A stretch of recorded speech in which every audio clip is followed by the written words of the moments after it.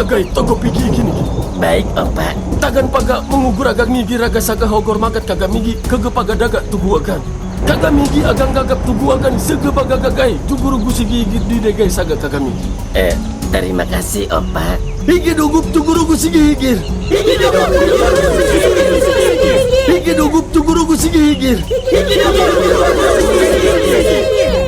Halo, selamat datang kembali di pembahasan mendalam kita.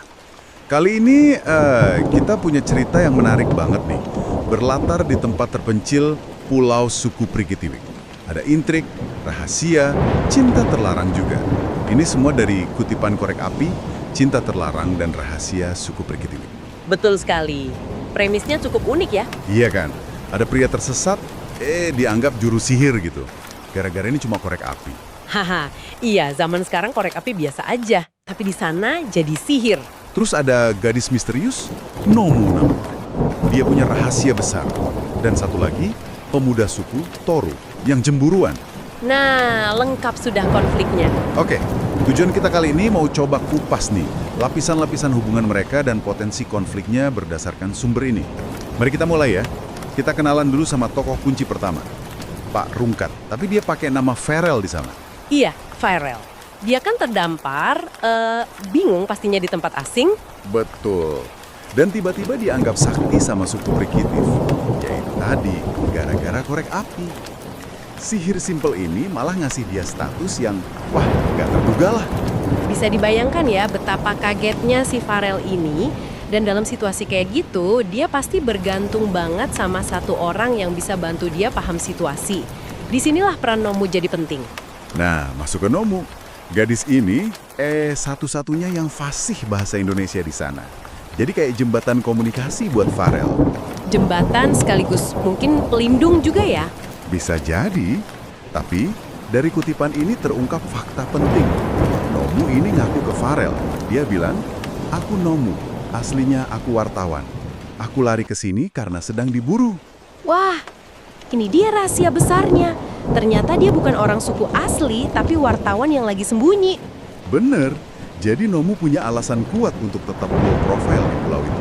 Dan ini langsung membentuk semacam aliansi ya, antara Farel dan Nomu. Keduanya kan orang luar, sama-sama punya rahasia. Iya, mereka sepakat saling jaga rahasia. Identitas asli Nomu dan sihir korek api Farel. Ini menarik sih, mereka jadi saling bergantung. Tapi di sisi lain, bahaya juga kalau sampai rahasia ini kebongkar kan? Apalagi di lingkungan suku yang mungkin punya aturan sendiri. Tentu. Nah, kerumitan gak berhenti di situ. Ada elemen ketiga, Toru. Si pemuda suku yang cemburu tadi ya? Iya, digambarkan sebagai pemuda gagah dan dia ini naksir sama Nomu. Kagum sama kecerdasan dan keberanian Nomu yang beda gitu. Sudah mulai tercium aroma cinta segitiga ini. Farel yang bergantung pada Nomu, Nomu yang punya rahasia, dan Toru yang suka sama Nomu. Pas banget. Lalu ada satu insiden kecil nih yang jadi pemicu besar. Apa tuh? Jadi, Farel pas lagi cerita gitu, spontan nyentuh tangan Nomu. Niatnya sih katanya kayak kakek ketujuh, nggak ada maksud romantis. Oke. Tapi, si Toru lihat kejadian itu dari jauh. Dan dia salah sangka.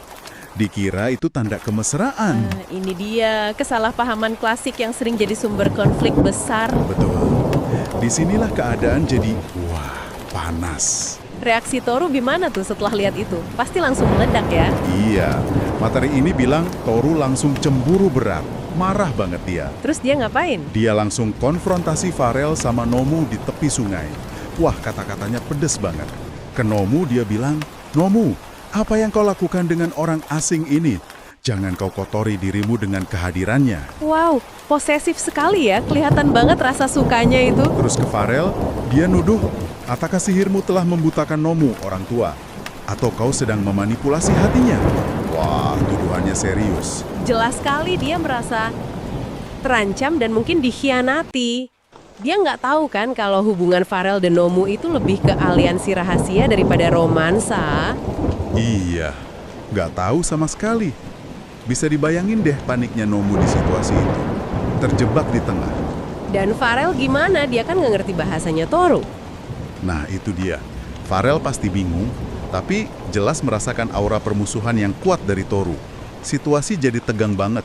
Pulau yang tadinya kayak tempat aman, sekarang jadi mencekam. Oke, mari kita rangkum sedikit ya inti ketegangannya. Jadi ada rahasia Nomu sebagai wartawan buronan. Ini taruhannya nyawa. Betul. Terus ada sihir palsu Farel dari korek api, statusnya bisa runtuh kapan aja kalau ketahuan. Ditambah lagi sekarang cinta tak berbalas Toru yang berubah jadi kecemburuan membara yang diarahkan ke Farel dan Nomu. Komplit ya. Pulau ini kayaknya udah diambang konflik besar.